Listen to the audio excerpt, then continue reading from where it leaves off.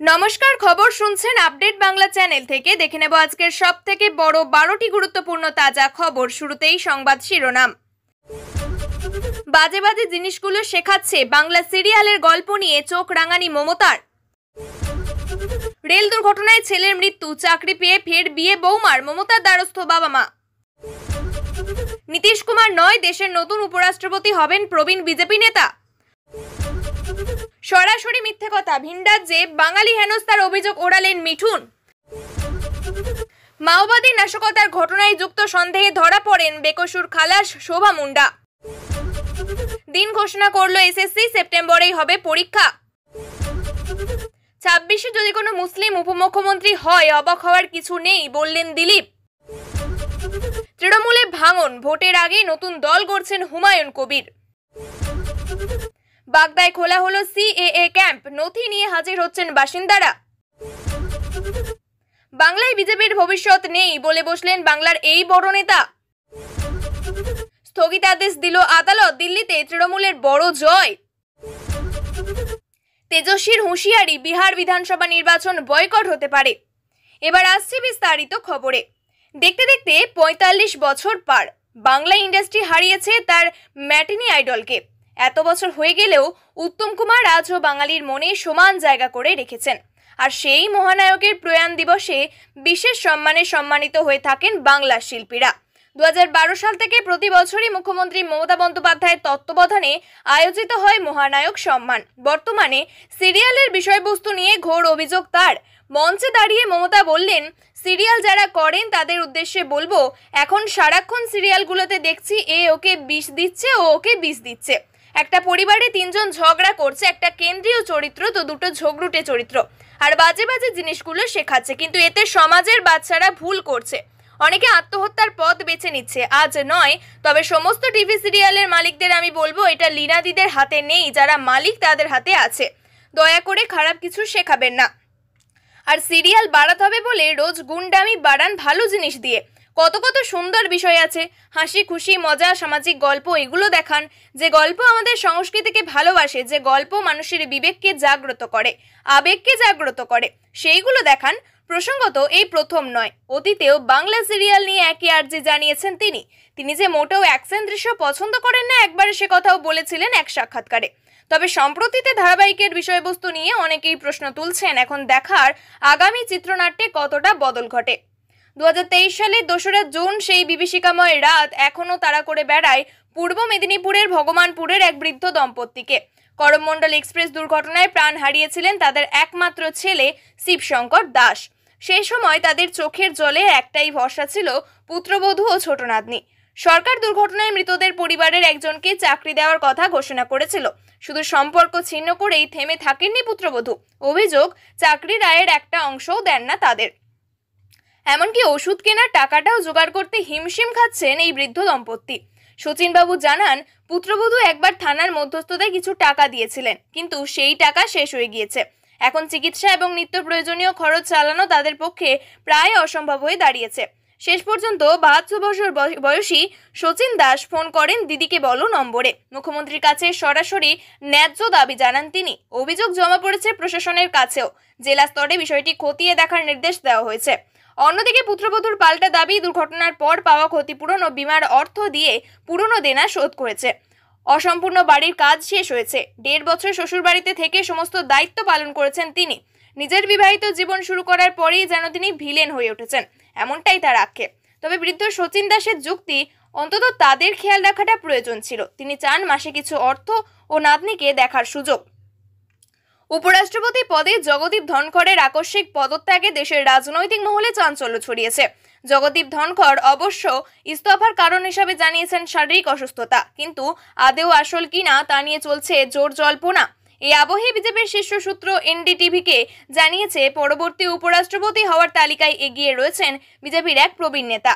সম্প্রতি জেডিইউ নেতা এবং কেন্দ্রীয় মন্ত্রী রামনাথ ঠাকুর এবং বিজেপির সর্বভারতীয় সভাপতি জেপি নাড্ডার মধ্যে একটি বৈঠক নিয়ে গুঞ্জন শুরু হয়েছিল। বিজেপি সূত্রগুলি এই ধরনের জল্পনাকে উড়িয়ে দিয়ে জোর দিয়ে বলছে যে একটি নিয়মিত আলোচনা। সূত্রটি আরও জানিয়েছে, বিজেপি জেডিইউ নেতৃত্বের সঙ্গে উপরাষ্ট্রপতি পদ নিয়ে কোনো কথা বলেননি। নির্বাচন কমিশন সূত্রের খবর, ইতিমধ্যেই শুরু হওয়া প্রধান প্রাক ঘোষণামূলক কার্যক্রমের মধ্যে রয়েছে রাজ্যসভার পাশাপাশি লোকসভার নির্বাচিত এবং মনোনীত সদস্যদের নিয়ে একটি ইলেকটোরাল কলেজের প্রস্তুতি, রিটার্নিং অফিসার, সহকারী রিটার্নিং অফিসারদের চূড়ান্তকরণ, পূর্ববর্তী সমস্ত উপরাষ্ট্রপতি নির্বাচনের পটভূমি উপাদান প্রস্তুত এবং প্রচার। তবে বিরোধীরা এখন শীর্ষ পদের জন্য কোনো নাম প্রস্তাব করেনি। এর আগে 16টি উপরাষ্ট্রপতি নির্বাচনের আগে 4টি বিনা প্রতিদ্বন্দ্বিতায় অনুষ্ঠিত হয়েছিল, তাই বিরোধিতার পরে নাম ঘোষণা করতে পারে। ধনখড়ের আকস্মিক পদত্যাগের পর নতুন উপরাষ্ট্রপতি নির্বাচন হবে। সদ্য প্রাক্তন হওয়া উপরাষ্ট্রপতি জগদীপ ধনখড়ের মেয়াদ 2027 সালের আগস্টে শেষ হওয়ার কথা ছিল। সরকারি সূত্র মতে জগদীপ ধনখড়ের বেশ কয়েকবার রেড লাইন অতিক্রম করেছেন। বিচারপতি যশবন্ত ভার্মার বিরুদ্ধে বিরোধী সমর্থিত অভিশংসন প্রস্তাব গ্রহণের সিদ্ধান্তই তার মূল কারণ ছিল। বিরোধী দলের অনাস্থা প্রস্তাব আসার পর সরকার অনুভব করেছিলেন যে জগদীপ ধনখড় বিরোধী নেতাদের আরও বেশি করে কথা বলার সুযোগ দিয়েছেন, তাই তার পদত্যাগের পর জল্পনা শুরু হয়েছে যে শীর্ষ পদের জন্য সরকারকে কে পছন্দ করবেন। কেউ কেউ বলেছেন যে আসন্ন বিহার নির্বাচনের দিকে তাকিয়ে বিজেপির মিত্র জেডিইউ থেকে হয়তো দলীয় প্রধান নীতিশ কুমারকে উপরাষ্ট্রপতি পদের জন্য বেছে নিতে পারে, কিন্তু বিজেপির সূত্র এই তত্ত্বকে খারিজ করেছে। বাঙালি হেনস্থার অভিযোগ নিয়ে এবার মুখ খুললেন বিজেপি নেতা মিঠুন চক্রবর্তী। তার দাবি পুরো মিথ্যা অভিযোগ তোলা হয়েছে, ভোটের আগে উস্কানি দেওয়া হচ্ছে বলেও মন্তব্য করেন তিনি। অভিনেতা হিসেবে দীর্ঘদিন বাংলার বাইরে থেকে কাজ করেছেন মিঠুন চক্রবর্তী। বৃহস্পতিবার কলকাতার এক সাংবাদিক বৈঠকে তিনি বলেন, কোনোদিন তাকে কোনো হেনস্থার শিকার হতে হয়নি। বাঙালি হেনস্থার প্রসঙ্গ তুলতেই মিঠুন বলেন, সরাসরি মিথ্যে কথা বলা হচ্ছে। কোন বাঙালিদের মারা হচ্ছে যারা এখানে আছে? কোনোদিন বাঙালিদের উপর কোনো অত্যাচার হয়নি। বিজেপি নেতার বক্তব্য, তৃণমূল কংগ্রেস ভোটের আগে এই ইস্যুটাকে সামনে রেখে উস্কানি দেওয়ার চেষ্টা করছে। অন্যদিকে তৃণমূল সুপ্রিমো মমতা বন্দ্যোপাধ্যায় রীতিমতো বাঙালি হেনস্থা নিয়ে সুর চড়াচ্ছেন। বাংলা বললেই সরব হতে হচ্ছে বলে 21শে জুলাইয়ের মঞ্চে সরব হয়েছেন তিনি। ভাষা আন্দোলনে নামার ডাকও দিয়েছেন মমতা। ঝাড়খণ্ডের ঘাটশিলায় মাওবাদী নাশকতার ঘটনায় যুক্ত সন্দেহে ধৃত চন্দনা সিং ওরফে শোভা মুন্ডা বৃহস্পতিবার বেকসুর খালাস হন ওই মামলায়। দীর্ঘ 15 বছর পর বৃহস্পতিবার সন্ধ্যা নাগাদ মেদিনীপুরের সংশোধনাগার থেকে বেরিয়ে রওনা দিলেন বাড়ির উদ্দেশ্যে। যদিও তার নামে মোট 8টি মামলা রয়েছে বলে জানা গিয়েছে। 2009 সালে ঝাড়খণ্ডের ঘাটশিলায় মাওবাদী নাশকতার সঙ্গে যুক্ত সন্দেহে চাকুলিয়া থেকে তাকে গ্রেপ্তার করা হয়। 2010 সালে তার যাবজ্জীবনের সাজা ঘোষণা করে আদালত। এছাড়াও ঝাড়গ্রামের বেশ কয়েকটি মামলায় অভিযুক্ত হয়েছেন শোভা মুন্ডা। বৃহস্পতিবার সন্ধ্যায় মেদিনীপুর সংশোধনাগার থেকে মুক্তি পেয়ে খুশি হন তিনি। তবে ভবিষ্যতে তিনি কিভাবে জীবন অতিবাহিত করবেন তা নিয়ে এখনই কিছু মন্তব্য করতে চাননি তিনি। অন্যদিকে মানবাধিকার সংগঠনের সদস্য জয়শ্রী সরকার সহ আরও বেশ কিছু মানবাধিকার সংগঠনের সদস্য এদিন উপস্থিত ছিলেন শোভা মুন্ডার মুক্তিক্ষণে। জয়শ্রী সরকার জানান, 15 বছর ধরে সংশোধনাগারে থাকাকালীন ঘাটশিলার মাওবাদী নাশকতার সঙ্গে যুক্ত থাকার অভিযোগে যে মামলা চলছিল তার বিচার 2022 সাল থেকে পেন্ডিং অবস্থায় পড়েছিল। অবশেষে সুপ্রিম কোর্টের নির্দেশে সেই মামলা থেকে মুক্তি পান শোভা মুন্ডা। সুপ্রিম কোর্টের নির্দেশ অনুযায়ী নতুন নিয়োগ প্রক্রিয়া শুরু করেছে এসএসসি। এবার সেই পরীক্ষার দিন ঘোষণা করলো স্কুল সার্ভিস কমিশন। এদিন নবম, দশম আর একাদশ দ্বাদশের শিক্ষক নিয়োগের পরীক্ষা হবে। আগামী 7ই সেপ্টেম্বর, 14ই সেপ্টেম্বর এসএসসি নিয়োগের পরীক্ষা হবে। 7 তারিখে নবম, দশম এবং 14 তারিখে একাদশ দ্বাদশের পরীক্ষা হবে। ইতিমধ্যেই এসএসসি নতুন বিজ্ঞপ্তিতে ক্লিন চিট দিয়েছে সুপ্রিম কোর্ট। গত 3রা এপ্রিল সুপ্রিম কোর্টের রাজ্য 2016 সালে এসএসসির প্যানেলের প্রায় 26,000 শিক্ষক শিক্ষাকর্মী চাকরি বাতিল হয়। এরপর সুপ্রিম কোর্টের নির্দেশ মেনে গত 30শে মে শিক্ষক নিয়োগ প্রক্রিয়া নিয়ে বিজ্ঞপ্তি জারি করে এসএসসি। সেই বিজ্ঞপ্তি অনুসারে গত 16ই জুন বিকেল 5টা থেকে অনলাইনে আবেদন শুরু হয়। 14ই জুলাই আবেদন জানানোর শেষ দিন ছিল, সেটাই এবারে বেড়ে হয় 21শে জুলাই। এবার পরীক্ষার দিন ঘোষণা করা হলো। লিখিত পরীক্ষার ফল প্রকাশ করা হতে পারে অক্টোবরের 4র্থ সপ্তাহে। নভেম্বরের শেষ সপ্তাহে কাউন্সেলিং শুরু হওয়ার কথা রয়েছে। নতুন দল গঠন করার কথা ঘোষণা করেছেন ভরতপুরের তৃণমূল বিধায়ক হুমায়ুন কবির। 26 বিধানসভা নির্বাচনের অন্তত 50টি আসনে প্রার্থী দিতে চান তিনি। তৃণমূল বিধায়কের এই ঘোষণায় রাজ্য রাজনীতিতে শোরগোল পড়েছে। প্রশ্ন উঠেছে, হঠাৎ কেন নতুন দল গঠনের কথা ঘোষণা করলেন ভরতপুরের তৃণমূল বিধায়ক? হুমায়ুন কবির একসময় কংগ্রেসে ছিলেন, বিজেপির হয়েও লোকসভায় প্রার্থী হয়েছিলেন। এবার তিনি নতুন দল গঠনের কথা ঘোষণা করেছেন। হুমায়ুনের এই ঘোষণা নিয়ে বৃহস্পতিবার দিলীপ বলেন, ওকে কেউ কোনোদিন ধরে রাখতে পারেনি। পশ্চিমবঙ্গে যত দল সব করা হয়ে গিয়েছে, তাই নতুন দল করার দরকার। এরপরে দিলীপ বলেন, আমার যেটা মনে হচ্ছে এতদিন উনি যেসব ডায়লগ দিতেন সেই সব শুধু ওর ইচ্ছে নয়, তৃণমূল চাইতো। যেদিকে পশ্চিমবঙ্গের পরিস্থিতি যাচ্ছে, 26-এ যদি কোনো মুসলিম উপমুখ্যমন্ত্রী হয় অবাক হওয়ার কিছু নেই। আইএসএফ এর নতুন দলের যে কথা উঠেছে 100টা মুসলিম সিট যেটার মতো পরিস্থিতি রয়েছে, নতুন দল হবে মুসলিমদের। তারা দাবি করবে উপমুখ্যমন্ত্রী চাই এদের, পরের বার বলবে যে মুখ্যমন্ত্রী করবে মুসলিমকে, আমরা সাপোর্ট করব।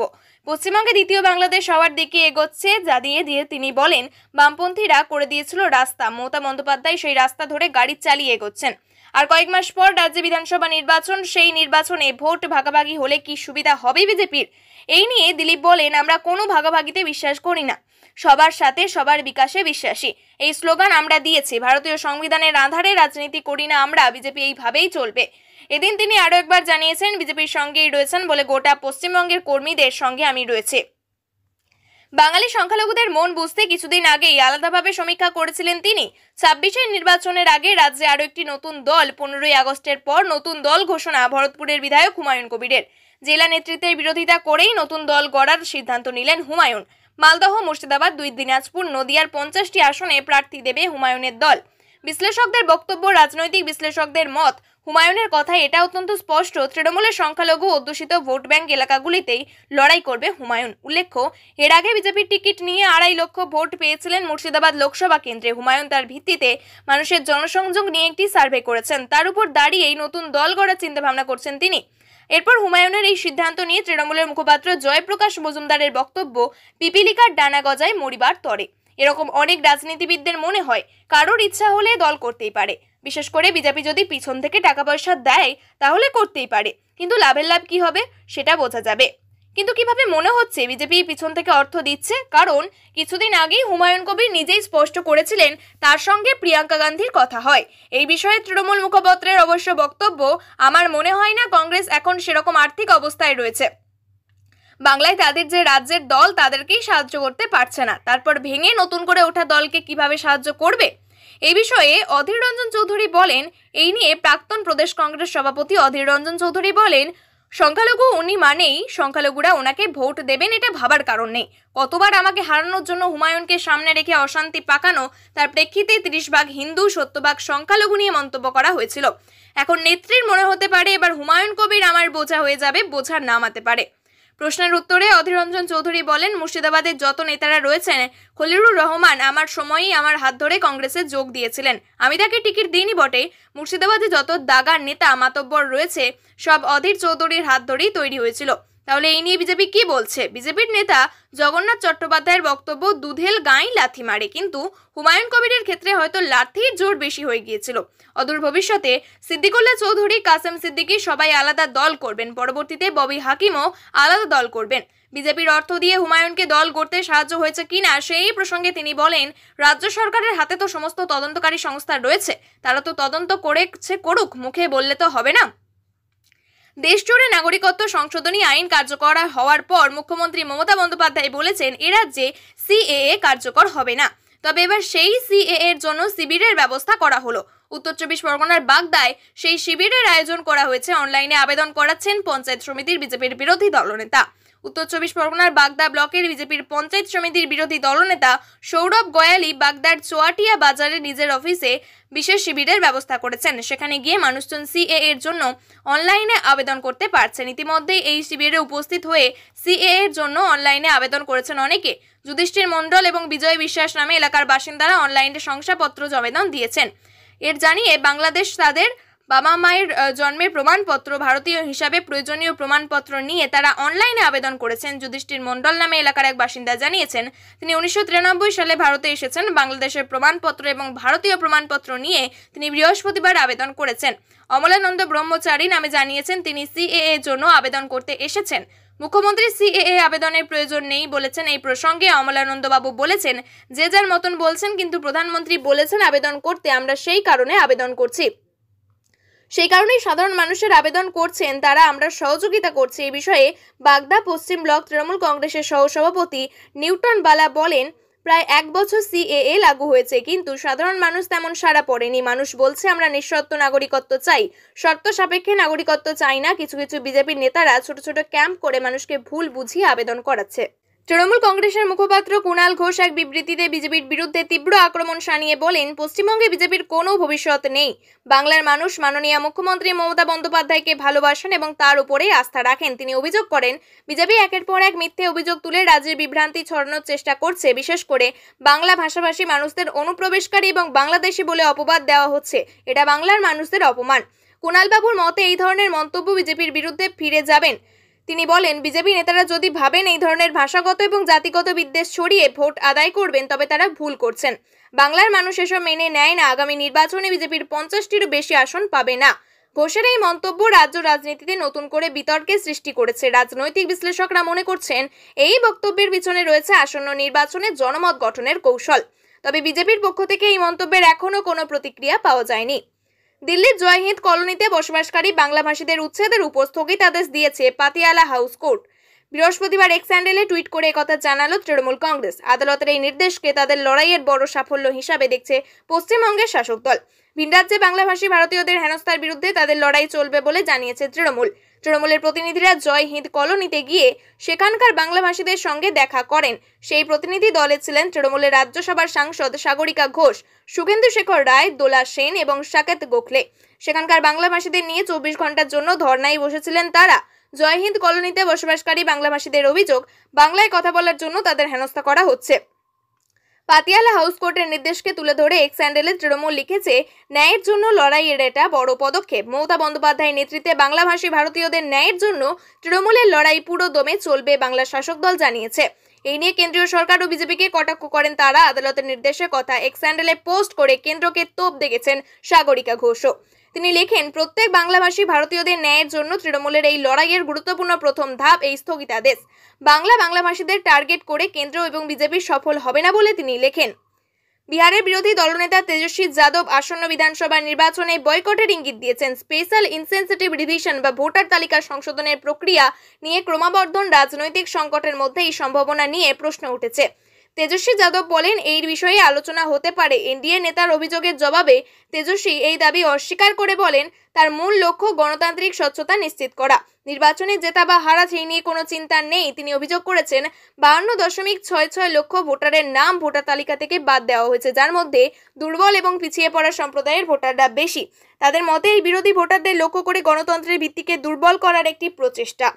প্রিয় দর্শক, নিয়মিত সঠিক খবরগুলি সঠিক টাইমে পেতে সাবস্ক্রাইব করুন আপডেট বাংলা চ্যানেলটিকে। ধন্যবাদ।